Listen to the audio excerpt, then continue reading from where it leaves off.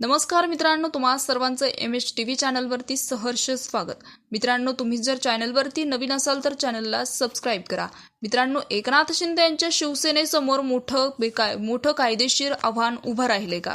Supreme कोर्टात शिवसेना पक्ष आणि चिन्हाच्या प्रकरणावर सुनावणी सुरू असताना न्यायालयाने केलेल्या टिप्पणीमुळे आता या प्रकरणाची उत्सुकता आणखीन वाढली आहे। नेमकी कोर्टात काय घडलं पाहूयात आजच्या व्हिडिओच्या माध्यमातून। शिवसेना पक्ष आणि चिन्ह कोणाचं यावर सुप्रीम कोर्टात सुनावणी सुरू आहे। ज्येष्ठ वकील कपिल सिब्बल हे सुप्रीम कोर्टात शिवसेना ठाकरे गटाची बाजू मांडत आहे। यावेळी कपिल सिब्बल यांच्याकडून जोरदार युक्तिवाद सुरू झालाय।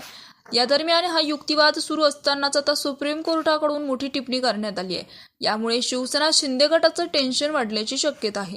तुम्ही ज्या संघटनात्मक गोष्टी मांडत आहात ते बरोबर आहे असं सुप्रीम कोर्टाचं म्हणणं आहे। या प्रकरणावर आता सुप्रीम कोर्टाकडून मोठी टिप्पणी करण्यात आली आहे। यामुळे शिवसेना शिंदे गटाचं टेन्शन वाढलं आहे। शिवसेना पक्षाचं चिन्ह आणि नाव कोणाचं यावर सुप्रीम कोर्टात सुनावणी सुरू आहे। शिवसेना ठाकरे गटाच्या वतीने ज्येष्ठ वकील कपिल सिब्बल बाजू मांडत आहेत। यावेळी कपिल सिब्बल यांनी जोरदार युक्तिवाद केला आहे। यावेळी बोलताना कपिल सिब्बल यांनी निवडणूक आयोगावर जोरदार युक्तिवाद केला। 1999च्या संघटनात्मकमध्ये पक्षप्रमुख पद नव्हतं हे यांना 2026 ला कळालं का, असा सवाल यावेळी कपिल सिब्बल यांनी उपस्थित केलाय। तसेच निवडणूक आयोगाला त्यांच्या सोयीनुसार निर्णय घ्यायचा होता असा आरोपही देखील यावेळी कपिल सिब्बल यांनी केलाय। तसेच पक्षात आधी फूट पडल्याचं स्पष्ट नव्हतं, मग तक्रार कशाला करायच्या असा सवालही यावेळी कपिल सिब्बल यांनी उपस्थित केलाय।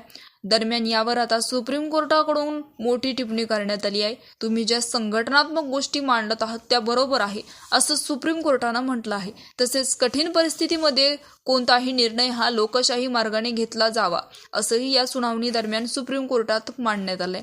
या दरम्यान एकनाथ शिंदे यांच्या मुख्यमंत्रीपदी केलेली निवड ही बेकायदेशीर होती। कुठल्याही संघटनेच्या माहितीची शहानिशा न करता एकनाथ शिंदे यांना मुख्यमंत्री करण्यात आलं असा युक्तिवाद देखील यावेळी कपिल सिब्बल यांच्याकडून करण्यात आलाय। तर सुप्रीम कोर्टाच्या आजच्या टिप्पणीमुळे शिवसेना पक्षाच्या भवितव्याबाबत पुन्हा एकदा मोठी चर्चा सुरू झाली आहे। अंतिम निकाल काय लागतो याकडे सगळ्यांचे लक्ष लागले। तर मित्रांनो, याविषयी तुमचं मत कमेंट बॉक्समध्ये कळवा। चॅनलला सबस्क्राईब करा।